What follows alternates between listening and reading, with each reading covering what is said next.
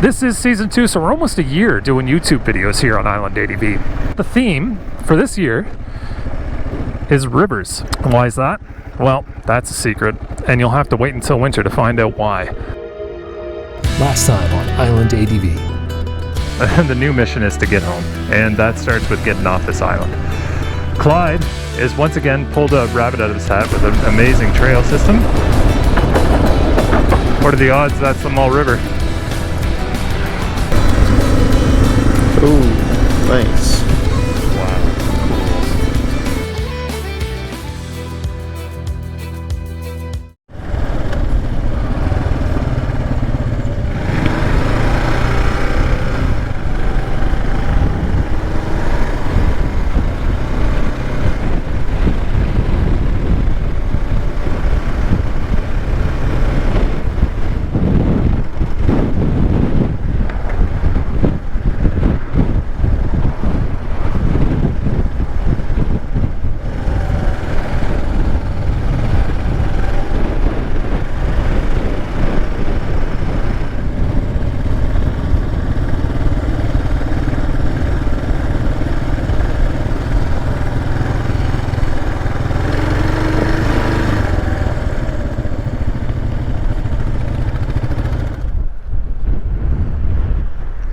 Well, we have made it back to the Canso Causeway.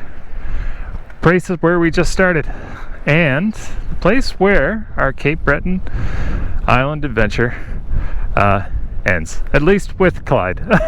And Clyde, I want to thank you, man, from the bottom of my heart for so much for showing us all these amazing places. Like, we wouldn't have seen like 20% of this stuff had you not like waited out here at as long as you did. And again, I'm sorry for that, but it's like you guys came over, we had a good time, so yeah, see a lot. So yeah, well worth it. Oh my God, there's just so many awesome. Yeah. So, what were your top 3 moments? Going to the woods to camp. A little nervous where we went. Great. The winds in the Cabot Trail. Oh yeah, jeez. Like this, and then I was like this. Yeah. And just a fellowship at the drinking coffees. Oh, I know. Yeah, I would say, man. Well, I think what we're gonna do now is we're going to part ways with Clyde and let him head back and enjoy the rest of his weekend, and then me and Brandon have to get on the other side of that water so we can get back to our own island, and that's a long old ride. All right, gentlemen, take care. See you, buddy.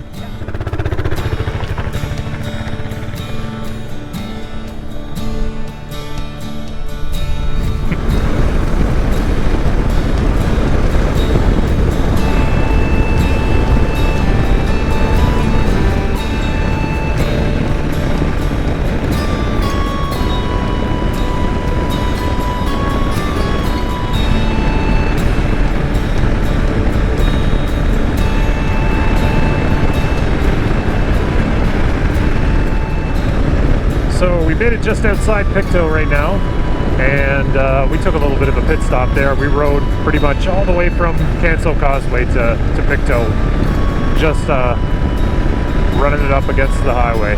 And yeah, the bodies are starting to get a little weary. And we certainly don't have, we certainly do actually have a lot of highway left to go.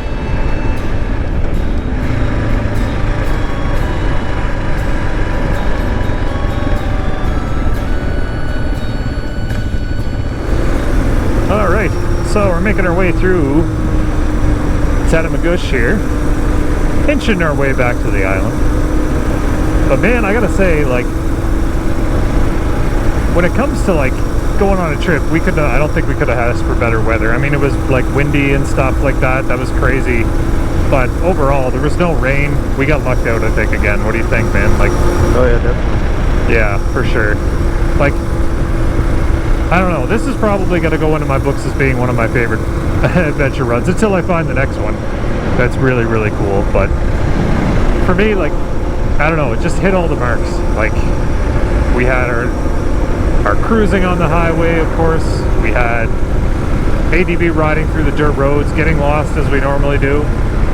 And on top of all of that, we had, you know, some incredible dual sport riding and some just amazing, breathtaking scenes. Like, just good. Anyway, let's get down to it.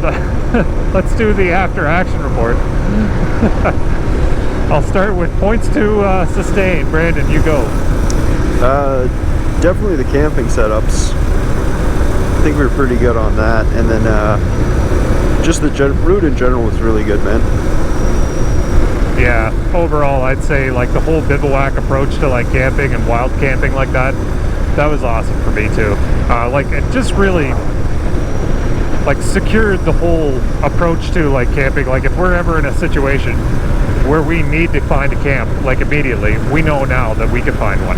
We can set it up for sure. I would say also like a big, you know, plus or big memorable moment was just bringing somebody along who knows the terrain. Like having Clyde there was the difference maker on this trip. Like, cause there'd be every once in a while, like you guys know, like he would just dart off to the side and there'd be like, hey, let's go check this out. I think you'd like that. And it would turn out to be this amazing place to see. Like, just nuts. Like the Gypsum Mine, so crazy. That old abandoned windmill and power station, so nuts. And then that section up in Mabu, I mean, holy smokes. Every one of them was just nuts. Just great. So, hats off once again, Clyde. Thank you so much for taking us through that, man. It was so great. So what would be your points to improve upon for the next time we go around on this? Watch out for hornet's nests. Watch out for hornet's nests? Yeah, big time. Right. Other than that, pretty much just some of the packing of equipment. Yeah. A bit more preparation, that type of fun stuff. Well, that'd be about it for me. Yeah, I would say like I definitely improved my like packing game. Like I'm still like the slowest guy in camp to get set up and torn down, but like I think for me it's just the secret to making that better is gonna be just to have more luggage, better luggage, bring a cook set, and then just start unlocking the fact that we can have meals in camp. And I think too, like I don't know what our next trip is going to be. I'm probably going to figure it out here soon. Usually what ends up happening with me is whenever we get back from a big trip, I always have some sort of epiphany or some sort of idea on what the next trip is going to be. So if it's a longer trip for sure, I think I'm going to speckle a campground in there. Because I think we should have at least one night where we kind of treat ourselves. But overall, man, I loved it. I think it was great. Anyway, let's keep back on the road. It's a long road back to Prince Edward Island. But you know what? I'll check in with you folks every once in a while. Dusty old bikes. Dusty.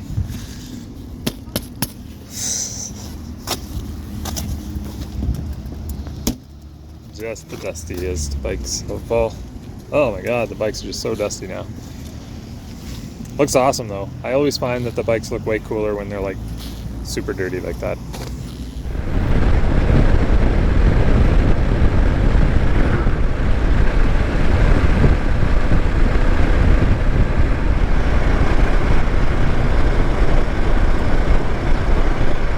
Well, the sun is setting on the Northumberland Strait again, and we're on our way back across in the direction of home this time.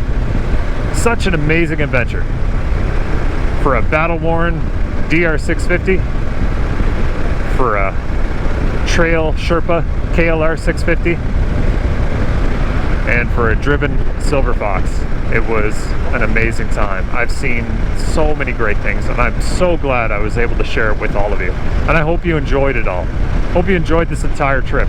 I hope this has helped you get through your off season a little bit and help make the colder times where the bike is sort of stored up a little bit shorter. And for those of you who are not in your off season, you know, I want you guys to be riding safe. You know, by all means, get out there and go past your comfort zone. Find out what drives you. Find out what is adventure for you. And, you know, just make the most out of it. As for me, I said at the beginning of this season that this whole season, the theme was going to be rivers. And I did that with the mind of us going off to Mull River and trying to track down the story of Kitty Livingston and the Mull River Witch. But I didn't, like I said, I had no idea what I would find. But as I was riding through the rail bed and we were going through Mabu and along the Mabu River, just seeing all that, you know, something clicked for me big time. And I was talking to the guys about it just as we left. And for me, I think I've been chasing the wrong river this whole time.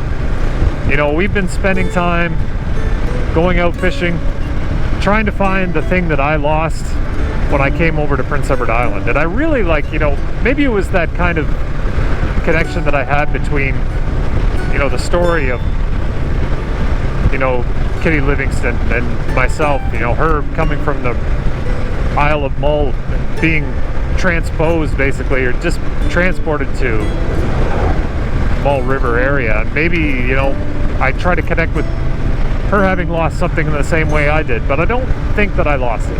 I think I've been looking at the wrong thing. And what I mean by that